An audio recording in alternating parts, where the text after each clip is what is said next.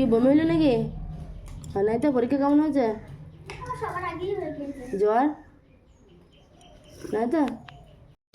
Hello everyone, good morning. সবাই কেমন আছো? আশা করি সবাই অনেক অনেক ভালো আছো। তো সকালবেলায় দেখো আমরা বড়ি টড়ি নিয়েছি, নিয়ে এখন আলু ভাজলাম মুড়ি খাবো বলে।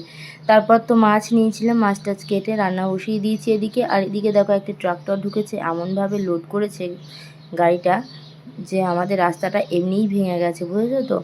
ড্রেনটা বন্ধ হবার মতো অবস্থা, একটু জাস্ট সামান্য ছিল খোলা, তো সেটাও একদম শেষ করে দিল। এত পরিমাণে লোড নিয়ে যাচ্ছে, বলো এই লোড কি সহ্য করতে পারে এই রাস্তাটা? পুরো ড্রেনটা বন্ধ হয়ে গেল, কি আর করা যাবে। তারপর দেখো চলে এসেছি, গুঞ্জাকে একটা মুসুম্বি কেটে দিলাম, স্নান টান সেরে দিয়েছি গুঞ্জার। তারপর একটা মুসুম্বি কেটে দিয়েছি, এরপর আমি লাইভ করব। তো গুঞ্জাও লাইভ করতে করতেই একবারে চলে আসছে একদম লাইভের কাছে। তারপরে এই যে আমি আজকে বাজারে গেছিলাম, একটুখানি বাজার করে নিয়ে এসেছি। কাঁঠালি কলা নিয়েছি, মুসুম্বি লেবু নিয়েছি গুঞ্জার জন্য, আর কিছু সবজি নিয়ে এসেছি। আগের বাজারে যাওয়া হয়নি, তো ওই জন্য আজ খুব একটা সবজি টবজি ছিল না, তো আরও চলে গেলাম সেই জন্য। তারপর দেখো ওই পার্টনারগুলো ডাকতে এসছে গুঞ্জাকে খেলতে, কিন্তু গুঞ্জা যাবে না, বলছে শুয়ে আছে। তারপর এই যে শাওড়া গাছের ডাল বলে না, আজকের দিনে শাওড়া গাছের ডাল দিতে হয়, মানে ঈশান কোণে, ঝড়ের জন্য আর কি। আমরা জানতাম না, আমি বিশেষ করে বিয়ের আগে থেকে, তো আমাদের শ্বশুরবাড়িতে এখানে প্রত্যেকে দেয়। তো ওই জন্য আমার হাজব্যান্ডকে বললাম একটু ভেঙে এনে দাও, ও একটু ভেঙে এনে দিল। তারপর দেখো এই যে ঘরের মধ্যে ঈশান কোণে দিয়ে দিলাম, একটা কোণের মধ্যে। কি করব বলো, কোথায় দেবো, চাল তো নেই না ঘরে, ওই জন্য দিয়ে দিলাম ওখানটায়। তারপর দেখো ছাদে চলে এসেছি একটা কাজে করতে। তো ছাদের আবহাওয়ার পরিবেশটা আমার এত ভালো লাগছে না, হালকা ঠান্ডা ঠান্ডা, একদম গরম নেই, কি বলবো, ব্যাপক লাগছে আমার।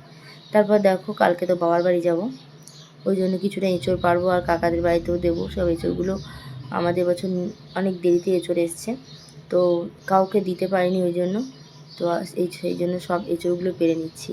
আর আমি না ঘুমিয়ে গেছিলাম, খুব ঘুমিয়েছি জানো তো। আমার হাজব্যান্ডও আমাকে ডাকেনি। তারপর তো সীমাদির লাইভ চলছিল, কি করব, কাজ করতে করতেই একটুখানি লাস্টের দিকে লাইভে একটু যুক্ত হলাম। তো লাইভ টাইপ করে আমি এই যে আবার এইখানে চলে এসেছি এঁচড় পাড়তে, এঁচড়গুলো পেরে নিলাম। আর অনেকটা অন্ধকার অন্ধকার হয়ে গেছে, নিশ্চয়ই আবহাওয়া দেখে বুঝতে পারছো, মানে যে একটু অন্ধকার অন্ধকার ভাব। তারপরে তো এমনি রোদ নেই, বুঝতেই পারছো।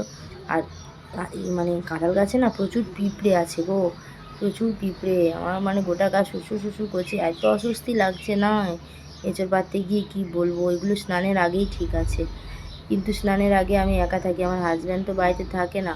আর এঁচড়গুলো আমি পেরে দেবো, কিন্তু ধরার জন্য তো কাউকে চাই, তাই না?